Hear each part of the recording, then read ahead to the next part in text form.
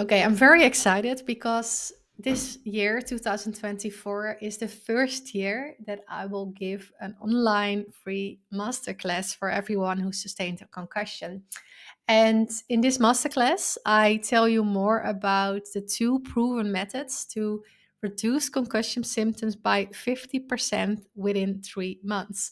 These are the exact two methods that I used, and within 3 months, I reduced my symptoms by 50% and eventually by 90%.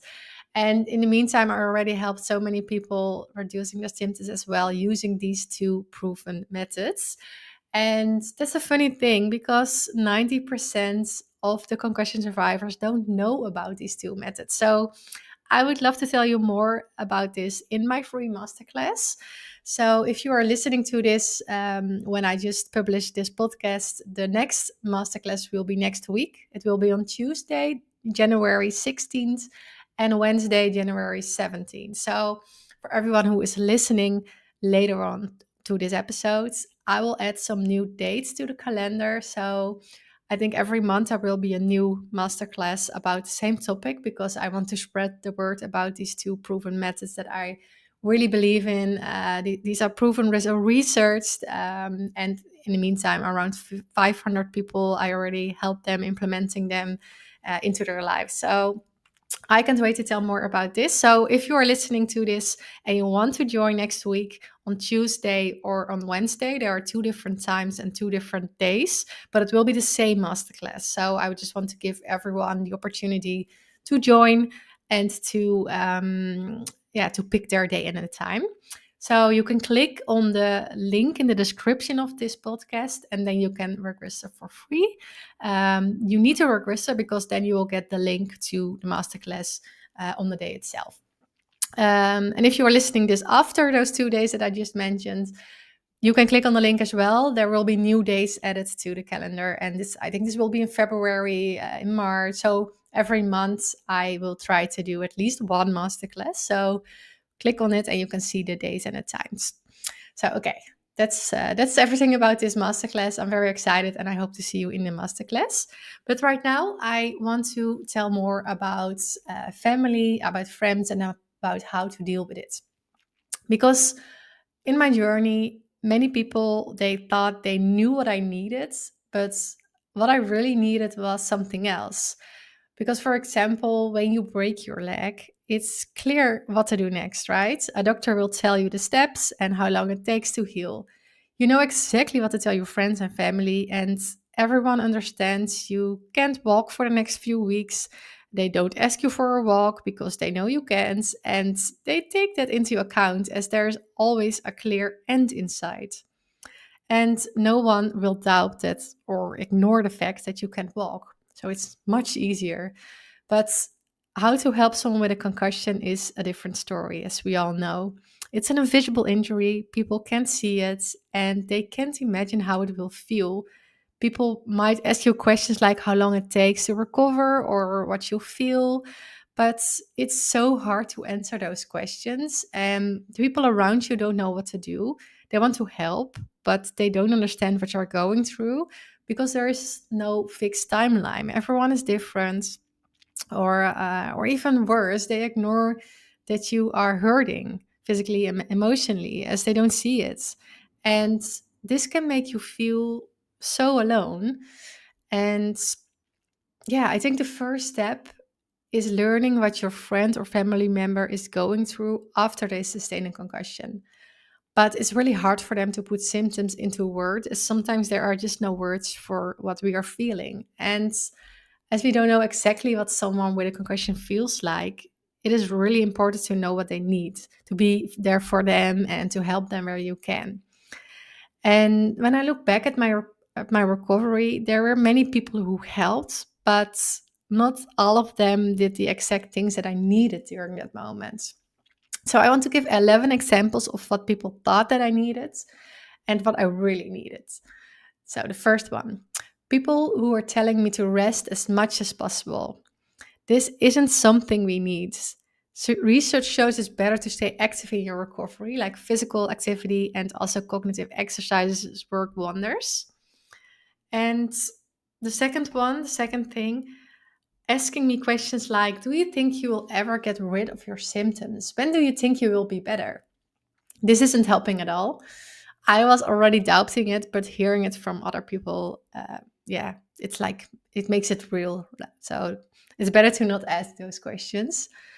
The third one, people who didn't text me or ask me how I was doing as they didn't know what to say. And I get it. What do you say to people who are still not feeling any better? It's hard. Yeah, it is. But even just one text message that they are thinking about me, that if I need something, they will be there for me. That was enough, right? So let this concussed person know that they are not alone in this and that they can count on you. The fourth one, not asking what I need, like the basic help, assuming they know what I need. Most people just thought I needed rest, not seeing anyone. They filled in what I needed without asking me. My advice, ask what a person needs. And if this person says no, I don't need anything, keep asking them because often they don't want to bother other people. But sometimes they really need help. Offer your help where you can, drive them to appointments, make a meal for them, do groceries, help them clean the house, you name it. Then the next one, people who think they know how to heal this concussion, how they would do things differently when they were in my shoes. I know they try to help it, but believe me, when you've been dealing with a concussion for years, we have almost tried everything to get better. Some people just sum up all treatments to let us know there is help out there, not realizing it's hard for us to know that it feels like nothing is helping. We've already tried so many things. The next one, people who put even more tasks to my to-do list. When you sustain a concussion, it already feels like there is a lot on your list, right? So adding more tasks to the list is not helping at all. And for example, this can be simple tasks. For us, these tasks are huge, and this can be overwhelming. So, for example, someone asks you to get that one thing from the supermarket. Well, it's not on your planning for that day. Or someone who asks you to make a call is mostly about unexpected things that we didn't calculate in our planning. We just have limited energy. The next one, people who don't respect your boundaries and your need for breaks. When you don't have a concussion yourself, it's hard to understand that we really need boundaries and breaks to function. When we ignore or skip them, we can get a breakdown. And this is not just like feeling sad or anything, but it's really like not being able to function anymore. So normal activities become overwhelming. So if you want to help your loved one, help them make a plan, maybe plan their breaks, remind them to take that break. That's really important. Then the next one, people who don't even try to learn about your triggers or ignore them. When you sustain a concussion, many triggers makes you feel overwhelmed. For example, bright lights, loud noises, busy places, conversations with mostly more than one person, background noise.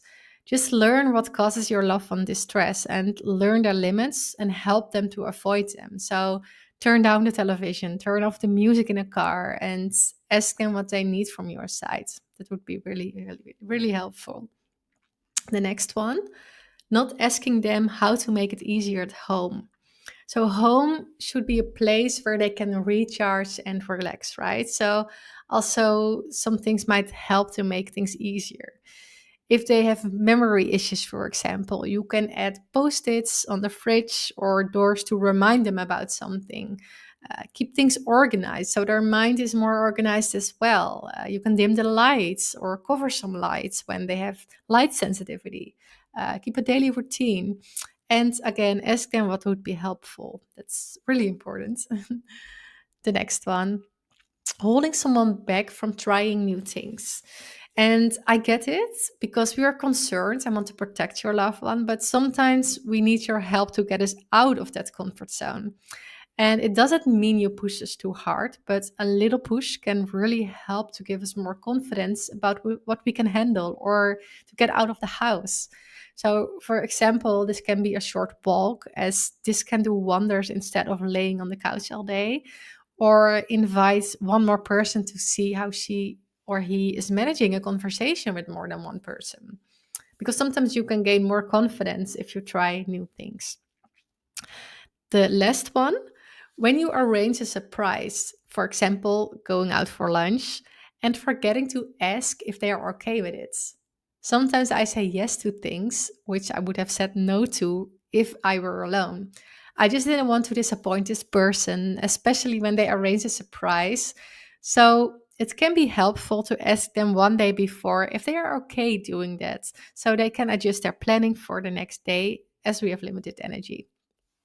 So far, I think these are the most important things I can think of right now. And I really hope it helps caregivers to understand their loved ones a bit better, as it can be so hard knowing what to do if someone has a concussion. But remember, it's okay to be frustrated sometimes or to be uncertain, because you're both getting through difficult emotions. And the way things are right now is not how it will be forever. So keep that in mind. Then I just want to end this episode by inviting you again to my masterclass, because it's new and I would love to have as many people in the masterclass as possible to, yeah, just to spread the word about these two proven methods I already mentioned. Because these two methods are researched, these are proven by thousands of concussion survivors. They helped me to reduce my symptoms right now by 90% and by 50% within 3 months. So I will tell you everything about these two methods. I don't want to share them right now because they need a bit of background story and a better explanation. And I love to show you this during this masterclass, because then I can go more in depth and tell you more about this so that you can really apply them. So again, click on the link in the description to register for this masterclass. It's free, it's online, it's live. I will be there, and I can't wait to see you there as well. So I hope this helped, and wish you a good day.